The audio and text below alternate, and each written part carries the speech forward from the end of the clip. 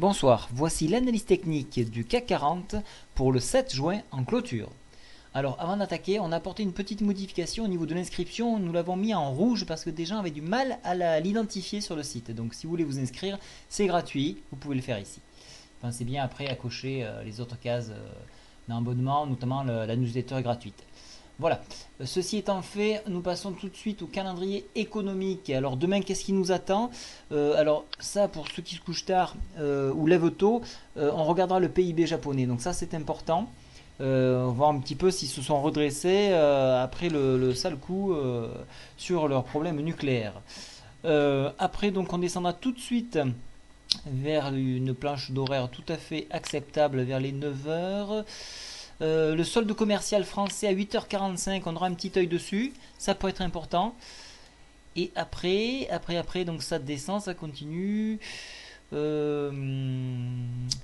bon, là, on n'a rien à attendre à 11 heures de la production grecque, hein, donc on va pas s'éterniser dessus. On va tout de suite passer à la balance commerciale à 14h30 aux US. Après le reste, oui, on peut regarder effectivement les indices écrits. Ça peut être bien à 16h30. Voilà, donc il n'y a pas grand chose comme statistique importante demain. Alors, au niveau de l'analyse graphique, alors qu'est-ce qui s'est passé aujourd'hui? Donc, on peut voir qu'on a fini. Alors, je ne sais pas si vous l'avez remarqué comme moi, in extremis, le CAC a fait un bond de 0,10-0,15% à peu près, invalidant un doji pierre tombale. Donc, on a quand même quelque chose qui se rapproche de nos doji pierre tombale. Alors, ceux qui travaillent en CFD ont vu effectivement que le cours n'avait pas remonté. Ça peut être des dividendes qui ont été retirés. Ça peut être une réponse. Voilà, donc bon, ou une erreur informatique, mais bon, moi je vais partir plutôt sur un doji pierre tombale parce qu'on était vraiment à deux doigts. Alors, doji pierre tombale, donc si vous allez sur le lexique dans apprendre, vous apprenez que c'est une figure baissière.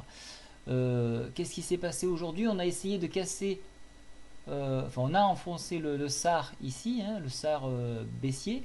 D'ailleurs nous avons un SAR haussier qui vient d'apparaître ici. Mais ce qui ne veut pas forcément dire que nous allons partir à la hausse. Cette figure, donc comme je vous l'ai dit, est un mouvement baissier. On a échoué sur le Fibonacci ici à un retracement à 3085. Et également, cela correspond à une résistance. Donc il y a double emploi là, il y a une très forte résistance au niveau là, c'est vraiment une grosse bataille ici.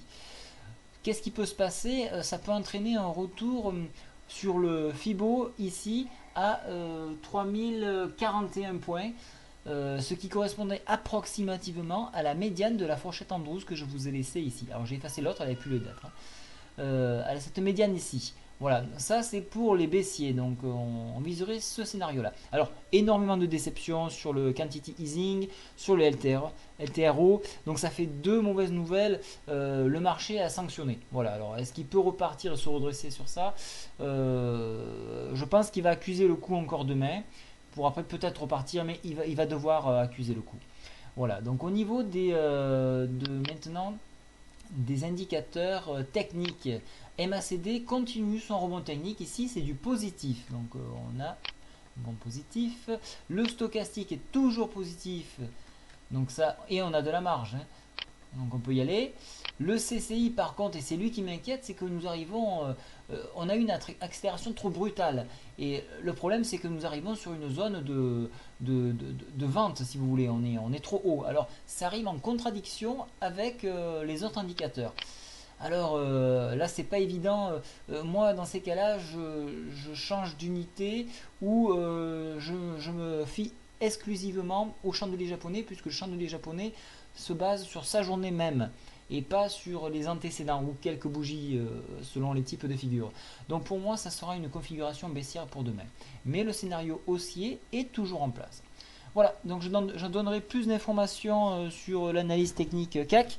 Et je vous retrouve sur la newsletter principale pour parler des titres. Bonne soirée à tous, au revoir.